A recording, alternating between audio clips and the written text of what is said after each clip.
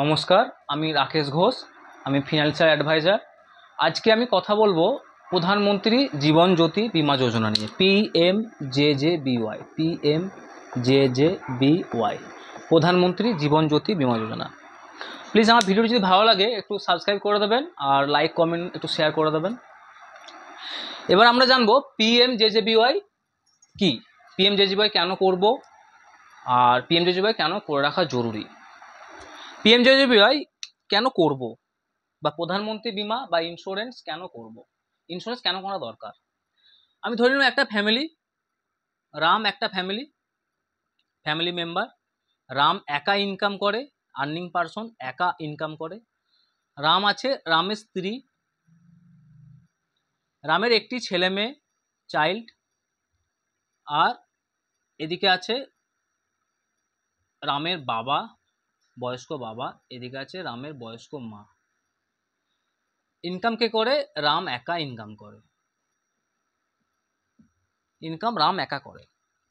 এবার রাম কোনো কারণে, হতেই তো পারে আজকালকার দিনে কত দুর্ঘটনা ঘটছে, যে প্লেন ক্র্যাশ হলো, আরও যাবতীয় দুর্ঘটনা হতে পারে, বা শারীরিক অসুস্থতার জন্য হতে পারে।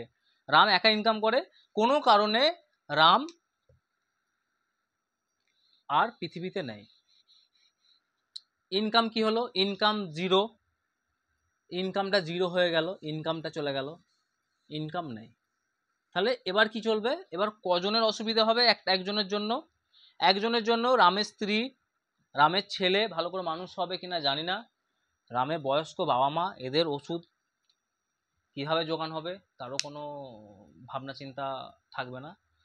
এই কারণেই একটা ফ্যামিলিকে সারা জীবন যাতে কোনো অসুবিধে না হয়, কোনো মানুষ চলে যাবে তার আর পয়সা দিয়ে পূরণ হয় না, কিন্তু এই ফ্যামিলিটাকে সেফটি দেবার মতো বা এই ফ্যামিলিটাকে গার্ড দেবার জন্য কিন্তু কিচ্ছু থাকবে না। এই ফ্যামিলিটাকে গার্ড দেবার জন্য দরকার একটা ইন্স্যুরেন্স, লাইফ ইন্স্যুরেন্স, যেটা থাকলে কিছু না হলেও সাময়িকভাবে এই ফ্যামিলিটার কিন্তু ছাতাটা থেকে যাবে। এই ফ্যামিলিটার ওপর কোনো রকম, আর রাম থাকুক বা না থাকুক, এই ফ্যামিলিটার ওপর কোনো রকম বাধা বিপত্তি আসবে না, কোনো না কোনোভাবে এদের জীবনটা অতিবাহিত হবে।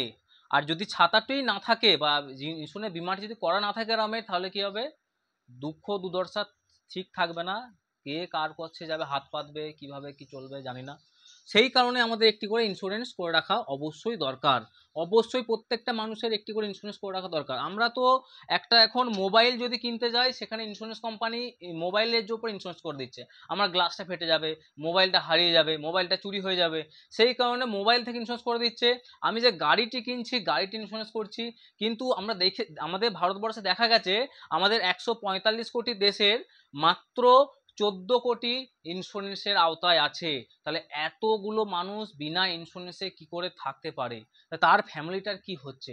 সেজন্য কি ভাবতে হবে? আজ থেকে আমাদেরকে ভাবতে হবে যে আমরা অন্তত পক্ষে কিছু না পারি, সরকারি যে সুবিধা, যে বিমাটি আছে বছরে 436 টাকা করে পড়ে ইয়ারলি, এটা অবশ্যই আমরা একটু নিয়ে রাখবো। বছরে 436 টাকা, আমরা যদি হিসেব করি প্রত্যেক দিন পড়বে 1 টাকা 19 পয়সা ডেলি, পার ডে কত টাকা পড়বে? 1 টাকা 19 পয়সা। আমরা যে স্মার্টফোনটা ব্যবহার করছি, একটা স্মার্টফোন ব্যবহার করতে গেলে, একটা মোবাইল ব্যবহার করতে গেলে আমাদের ডেলি পড়ে, মোবাইলের ডেলি পড়ে আমাদের মিনিমাম 10 টাকা ডেলি পড়ে। একটা মোবাইল যদি আমি ব্যবহার করি তার জন্য ডেলি 10 টাকা করে পড়ে। আমার বাড়িতে 4টে মোবাইল থাকলে ডেলি 40 টাকা খরচা। তাহলে আমি কিন্তু 1 টাকা 19 পয়সা করে প্রত্যেক দিন বা বছরে একটি 436 টাকা প্রধানমন্ত্রী বিমা কিন্তু নিয়ে রাখছি না। অবশ্যই আমরা এটা করে রাখবো আমাদের ফ্যামিলির সুবিধার জন্য, আমাদের ফ্যামিলির সুখের জন্য, আমাদের অবর্তমানে যেন আমাদের ফ্যামিলিটার ওপর কোনো রকম দুঃখ দুর্দশা না আসে, সেই জন্য আমি কিন্তু এই স্কিমটি নিয়ে রাখবো, প্রধানমন্ত্রী জীবন জ্যোতি বীমা যোজনা। এই স্কিমটি করতে গেলে কি করতে হবে বা কি থাকতে হবে? এই স্কিমটি করতে গেলে প্রথমে এজটা আমি দেখে নেব। প্রথমে এজ হচ্ছে 18 থেকে 50 বছর বয়সের মধ্যে যে কেউ এই স্কিমটি করতে পারে, 18 থেকে 50 বছর পর্যন্ত। আর কেউ যদি 18 থেকে 50 বছরের মধ্যে বিমাটি নিয়ে রেখে থাকে, সে কিন্তু 55 পর্যন্ত বিমাটি রিনিউয়াল করাতে পারবে। 55 পর্যন্ত বিমাটি রিনিউয়াল করাতে পারবে। এতে কি সুবিধা আছে যে বিমার আওতায় থাকাকালীন যদি বিমাকরণ ব্যক্তির কিছু হয়ে যায়, তার ফ্যামিলি বা তার নমিনি 2 লক্ষ টাকার একটি জীবন বিমা কভারেজ পাবে। আপনি বলুন তো 436 টাকার বিনিময়ে বিমা কোথায় পাবেন? আপনার মোবাইলটির বিমা করতে গেলে কত লাগে? বছরে 1000 টাকা লাগে। একটি মোটরসাইকেলের বিমা করতে গেলে বছরে 2 থেকে 3000 টাকা লাগে। তাহলে আমরা কিন্তু 436 টাকা বিমাটা তার সত্ত্বেও করে রাখছি না। আমরা অবশ্যই এই 436 টাকা বিমাটা করে রাখবো। আর কি থাকতে হবে? একটি সেভিংস অ্যাকাউন্ট থাকতে হবে। সেভিংস অ্যাকাউন্ট, একটি সেভিংস অ্যাকাউন্ট থাকতে হবে। কোথায় থাকতে হবে?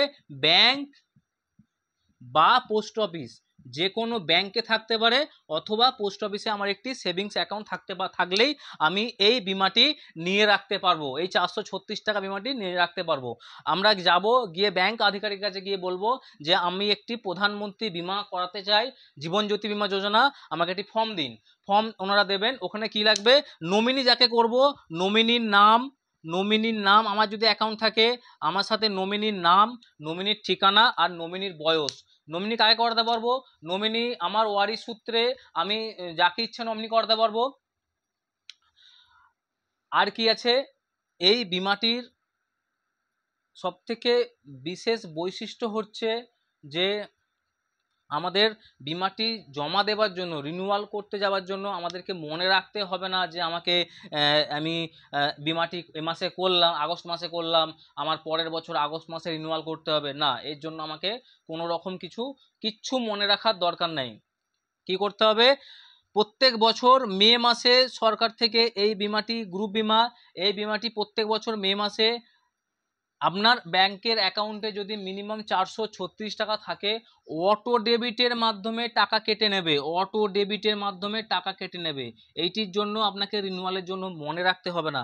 আপনি বছরে যখনই করান, যে সময়ই করান, আপনার কিন্তু প্রত্যেক বছর মে থেকে জুন মাসের মধ্যে অটো ডেবিটের মাধ্যমে কিন্তু আপনার এই বিমাটি কিন্তু চালানো যাবে, এই বিমাটি চালানো যাবে। যদি আমার ভিডিওটা ভালো লাগে অবশ্যই লাইক, শেয়ার, কমেন্ট করবেন। আর যদি আমি বিমাটি দিতে বা ভুলে যাই, বা আমার অ্যাকাউন্টে কোনো কারণে পর্যাপ্ত ব্যালেন্স নেই, অ্যাকাউন্টটি কোনো কারণে হোল্ড হয়ে আছে, কোনো কারণে স্টপ হয়ে আছে, তাহলে কি করব? আমি কিন্তু জুন মাসের পর জুলাই মাসে কিন্তু আমি এই বিমাটি আর ওই বিমাটি রিনিউয়াল করতে পারবো না।